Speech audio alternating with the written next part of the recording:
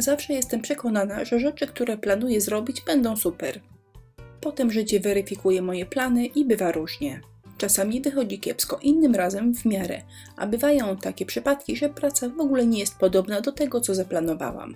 Ale bywają też dobre dni, że praca po prostu mi się podoba. Na szczęście ten stroik trafił na lepszy dzień. Pracy mało, a według mnie efekt bardzo przyjemny. Jeżeli podzielacie moją opinię, to z przyjemnością zapraszam na film.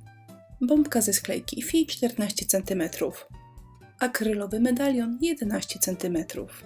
Zaczynam od pomalowania bombki na biało, bo teraz już pójdzie z górki. Z jednej strony kolędnicy. Do tej pracy najlepiej pasują takie serwetki, które na środku ćwiartki mają jakiś zdecydowany wzór. Serwetkę rozwarstwiam i przylepiam. Sprawdzam jeszcze, jak dzieciaczki będą się prezentowały pod medalionem i teraz maluję wszystko klejem od góry. Jeżeli pojawi się na serwetce jakaś zmarszczka, zupełnie się tym nie przejmuję. Za chwilę dodam sztuczny śnieg, konturówkę i na pewno nie będzie tego widać. Dopiero po wyschnięciu zeszlifowuję nadmiar serwetki. Stosuję papier ścierny 180 albo 240. Druga strona bombki jest zupełnie, ale to zupełnie z innej bajki.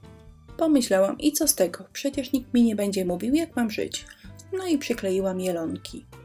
Zanim przykleję medalion, pracę trochę urozmaicę. Na początek brokat oraz reszta starej konturówki. Konturówka w kolorze białym. Sztucznego śniegu też użyję, ale w tym wypadku potrzebuję dokładności, a konturówka jest bardzo dokładna. Sztuczny śnieg jest znakomity, w zimowych pracach po prostu zawsze świetnie wygląda. Pięknie wygląda, gdy posypiemy go brokatem. A to są białe perełki w płynie, po prostu białe, nie perłowe. Świetnie nadają się na śnieżynki. Jeżeli macie w szufladzie jakieś tekturowe albo sklejkowe gwiazdki bądź listki, można je dodać. Kolędnicy schną, a ja zajmę się drugą stroną. A właściwie postanowiłam się nią prawie nie zajmować. Uważam, że ten widoczek sam w sobie już jest taki śliczny, że nie ma go co psuć. Dodałam trochę śniegu i już żadnych śnieżynek ani listków nie będę dodawała. Obrazki schną, a ja zajmę się medalionem. To jest efekt szronu. Będę go nakładała pędzelkiem gąbkowym oraz taką starą foliową torebką. A efekt wow osiągnę dzięki brokatowi. No to zaczynam. Po pierwsze pędzelkiem na brzegi nanoszę szron. Następnie preparat nakładam pogniecionym woreczkiem foliowym. Ma to wyglądać jak rysunki, które mróz maluje na szkle. A następnie wszystko posypuję brokatem. Efekt finalny prezentuje się tak. A teraz poczekam, aż wyschnie i medalion przykleję do bombki. Zawieszkę odcinam, bo tylko przeszkadza. I wszystko sklejam klejem na gorąco. Ozdobą bombeczki będzie prosty pleciony sznureczek. Niby nic, ale dzięki niemu praca nabiera takiej delikatnej elegancji. Dopiero teraz na brzegach dodam jeszcze troszkę śniegu.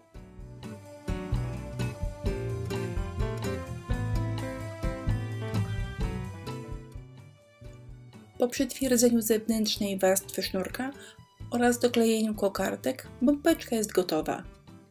Można ją powiesić w oknie albo na choince, albo wyjąć z szuflady przepiękny stojak, który czekał tam chyba specjalnie na tą okazję.